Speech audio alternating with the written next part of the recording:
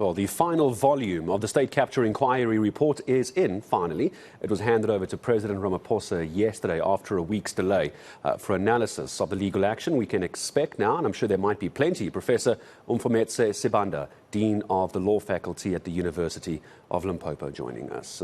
Professor, good morning to you. Good to have you on eNCA. Where would you like to start with this? It's over 2,000 pages. I'm sure you haven't read everything. What stands out for you? No, it's quite difficult. Let me first start by saying good morning. Thank you for having me. It is quite a big read for anybody. Hence, what one had just to scan through many of these volumes. But as a start, for me, I would say that everybody who was alleged to have been part of this state capture did not escape scot-free.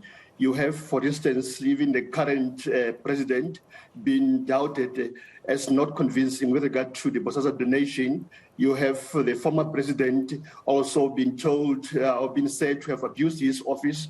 But then you go further in some of the reports to say that Arthur Fraser issue must also be resuscitated because perhaps his release of the former president on parole was a sort of a tit-for-tat kind of a situation for having been saved from an investigation previously by the former president.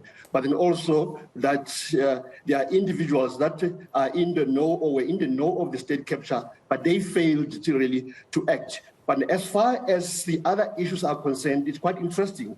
There is a recommendation of the direct election or election of the president by the public.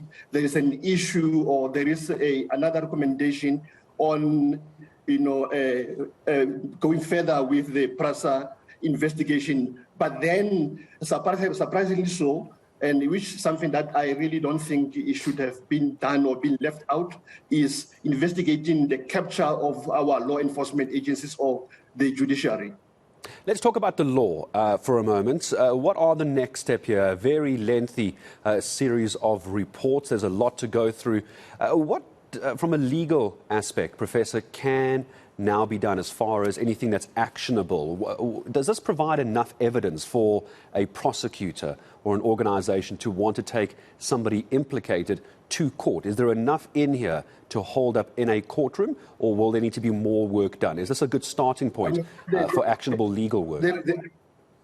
There is quite a lot, really. In fact, let's start by saying, there's going to be two parallel processes, or there can be two parallel processes to take place here. The first one being that of the president, who said within 4.5 months, he will present to Parliament and even a plan how to implement this particular report, or all the volumes, or recommendation in all the volumes of this particular report. But on the other hand, and that's what the president had been saying, that nothing prevented previously, even now, the NPA or the law enforcement agencies from pursuing those that are alleged to have been part of the state capture. Hence, there are certain parts whereby the commission says there is already prima facie evidence of wrongdoing.